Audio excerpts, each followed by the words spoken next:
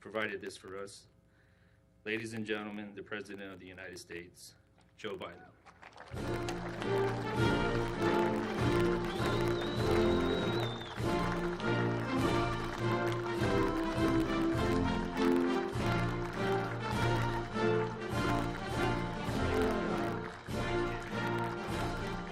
Hello.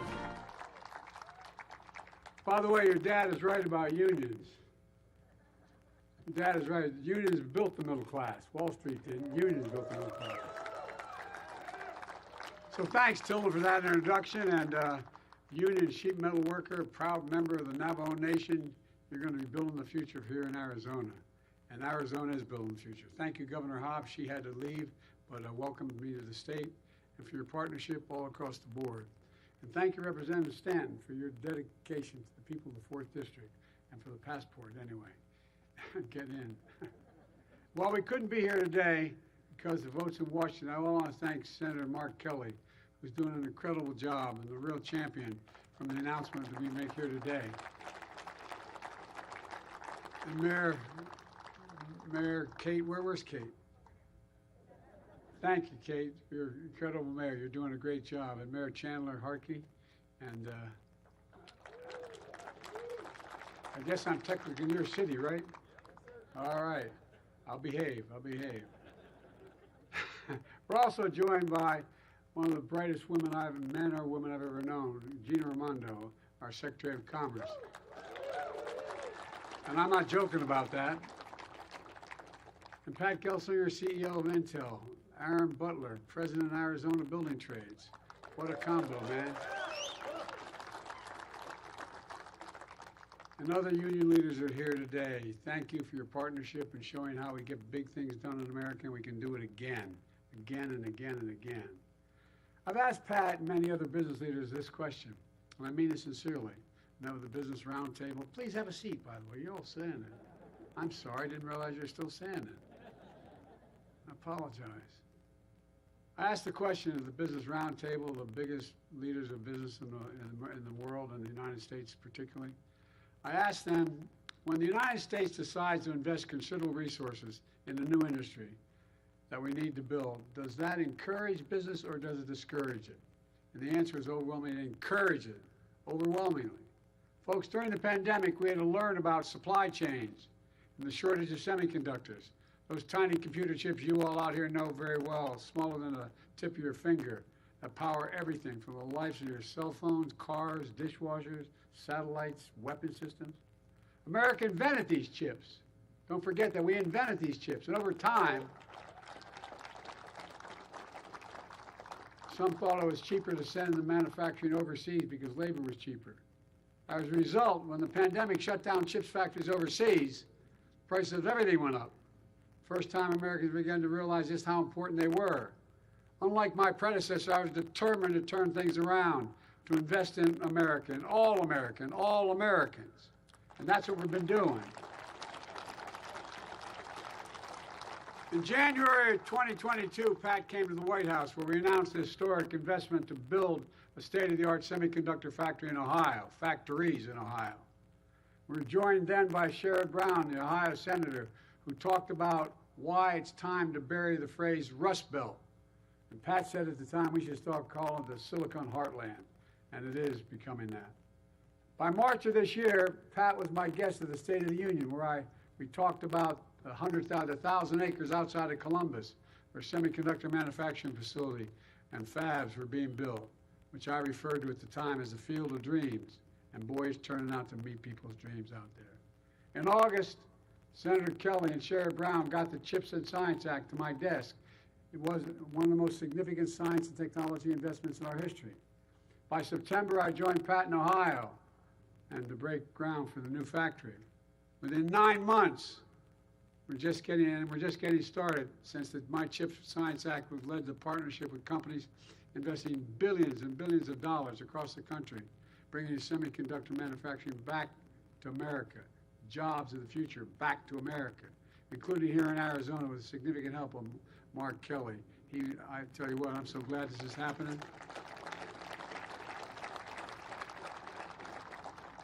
Those phone calls every 20 minutes were getting old. He is committed. In December 2022, I came to Phoenix, where I joined so many of you, as well as the CEO of Apple, Tim Cook, to talk about the historic investments that the CHIPS and Science Act was delivering to make chips here in Phoenix. Today, Pat is building here on another field of dreams. I'm thrilled to announce the latest public-private partnership and one of the largest investments in semiconductors in the United States ever. A new landmark agreement under the CHIPS and Science Act between my administration and Intel for up to $8.5 billion. It's a smart investment. And that's being paired with over $100 billion from Intel, including $30 billion in Arizona and $30 billion in Ohio. It's among the largest private sector investments ever in the history of Ohio and Arizona. And this historic funding will be used to build new semiconductor fab facilities and modernize and expand existing ones in Arizona, Ohio, New Mexico, and Oregon. Combined, it will create nearly 20,000 construction jobs, many of which will be union jobs. And I made it real clear, everybody has a right to organize, man, to have their labor rights protected. But look, this announcement will also support 10,000 manufacturing jobs, 3,000 right here in Phoenix, with salaries averaging over $100,000 a year and don't all require college degrees. That's a change. For the first time in a long time, many of these facilities won't just manufacture regular semiconductors. They're going to once again begin to make the most sophisticated, advanced, and powerful leading-edge chips. Each chip has, it blows my mind, has trillions of tiny features. The width of a strand of human DNA, 40,000 times thinner than a single human hair. They require manufacturing precision, down to the size of a single atom. The process is enormous, requires enormous amounts of information, and with lightning speed they'll produce. And they're critical to emerging technologies. They're going to power the future economy, like artificial intelligence, quantum computing, 6G communications. And to take everything, make everything faster, lighter, smaller, and more reliable. Folks, it's about time. Even though we invented the most advanced chips, we make 0% of them today. 0% of the most advanced chips today. Nearly all manufacturing of leading-edge chips across the entire industry moved overseas to Asia years ago. That's why today's investment is such a big deal. We will enable advanced semiconductor manufacturing to make a comeback here in America after 40 years. It's going to transform the semiconductor industry and create entirely new ecosystems, entirely new research and design, and manufacturing and advanced chips in America. By the way, parenthetically, I said we're going to become the manufacturing capital of the world again. People looked at me like I was nuts. Where the hell's it written saying we're not going to be the manufacturing capital of the world again? We've already created 825,000 new manufacturing jobs, and you're just getting us started. There's not a damn thing America can't do if we set our mind to it. It's going to put us on track to manufacture 20% of the world's leading-edge chips by the end of the decade. And right here in the United States, Intel is committed to net zero greenhouse gas emissions by 2040, and using 100% renewable electricity to power these fabs. And there's more, because this isn't just about investing in America. It's about investing in the American people as well. That's why we're dedicating $50 million of CHIPS funding to partner with Intel and community stakeholders like community colleges, state and local governments, labor unions, and universities to train a new generation of workers for the semiconductor industry. That way, people don't have to leave their hometowns to get good-paying jobs and support their families. And here in Arizona State University is expanding its engineering program. Catch this. Every time, you guys know this, but every time I say it and I talk about it, it's just astounding to me. It's going to expand their engineering to over 10,000 additional students. 10,000 additional engineering students. Community colleges are training new technicians and launching free semiconductor technician programs led by Intel employees. Local unions are building training centers for apprenticeships. And Intel is investing in semiconductor education starting as early as high school, so students get hands-on experience and a path to good-paying jobs, whether or not they get to go to college. The same thing is happening in other states as well. It's all part of my Investing in America agenda, which has attracted $675 billion. $675 billion in private sector investments and ignited a manufacturing boom in America, a clean energy boom, a jobs boom, all here in America, finally. Since I took office, America's had the strongest growth of any major economy in the world. Nearly 15 million new jobs, the longest stretch of unemployment under 4% in 50 years. 450. Growth is strong. Wages are up more than prices. Inflation is down dramatically. We have more to do, I get it, we have more to do, but no question our plan of delivering for the American people is working now. And since I came to office here in Arizona, because of your investment in the American agenda, we've deployed and developed nearly $8 billion in federal funds to upgrade infrastructure and clean energy. Right here in Arizona, we've created 300,000 new jobs. Let me say that again. In Arizona, 300,000 new jobs. Because I was finally able to beat big pharmaceutical companies. Because Medicare, I've been trying for years, but Medicare now has the power to negotiate lower prescription drug costs for seniors, including 1.4 million seniors right here in Arizona. And to put this in perspective, whatever prescription you have made by any American drug manufacturer, jump on Air Force One with them, fly to any country, any major city in the world, from Toronto to Berlin to Baghdad, anywhere around the world. We'll get off the plane, you bring that prescription into that country, you'll be able to buy it for 40 to 60% less. It's wrong. So guess what? When we began to manufacture, we negotiate with, when I said, look, Medicare buys all these drugs, billions of dollars worth to take care of Medicare and Medicaid. Well, guess what? You know how much it costs to make insulin? Anybody know anybody needs insulin? Raise your hand. You're darn right. Well, guess what? It's now $35 a month. You know how much? It was $400 a month. You know how much it costs to make it? $10. $10. And they will cap the total out-of-pocket expenses for prescription drugs, all the drugs a senior has to take, all of them, at $2,000, including expensive cancer drugs that cost $10,000, $12,000, $15,000 a year. They never have to pay more than $2,000 a year for all the drugs they need. But folks, by the way, not only saves seniors money, it saves taxpayers a significant amount of money. We reduces the consequence of the law I wrote and got passed. We reduced the federal deficit by $160 billion. Hear me?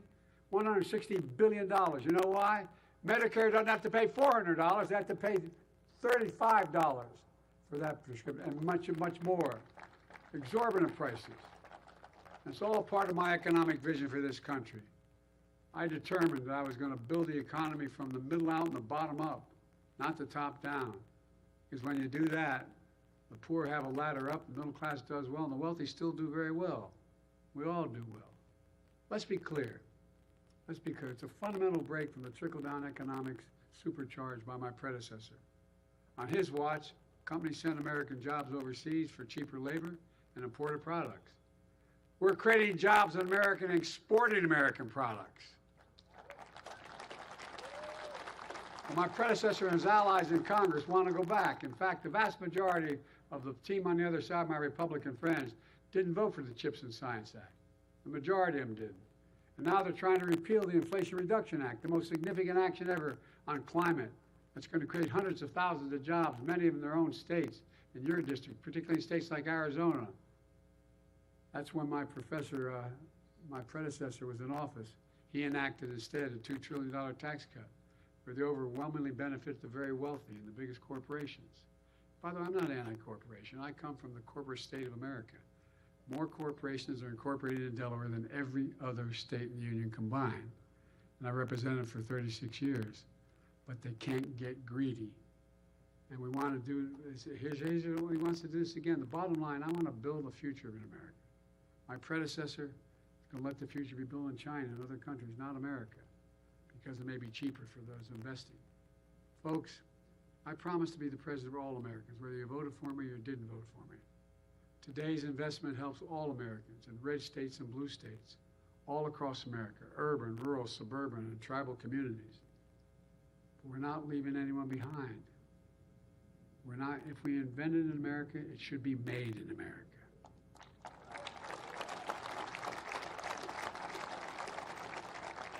And include all of America.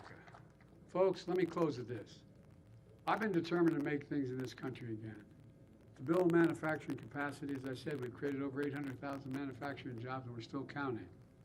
To make sure we never again are in a position where during a pandemic, we're relying on other countries to make things that we badly need here at home to be able to go forward. Folks, some folks didn't believe we could do this, but I've made no bones about it. I said for a long time, and I mean this from the bottom of my heart, if we invest in America, we can change the country's future and lead the world again. We are leading the world again. We're proving it's never been a good bet. It's never been a good bet to bet against America. I've spent more time with Xi Jinping, the leader of China, than any other world leader has. And I was with him, traveled 17,000 miles with him when he was vice president and I was vice president, before he became the leader.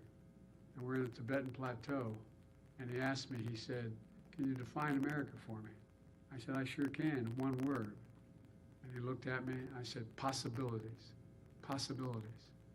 We haven't been the only nation in the world that's never, we have come out of every crisis we've ever been in stronger than we went into that crisis. There's nothing beyond our capacity. I've never been more optimistic about our future. Just have to remember who in the hell we are. We're the United States of America. And there's nothing beyond our capacity when we work together. So God bless you all, and may God protect our troops. You're the best, you're the best. This is going to transform the country in a way you don't even understand yet. Thank you, thank you, thank you.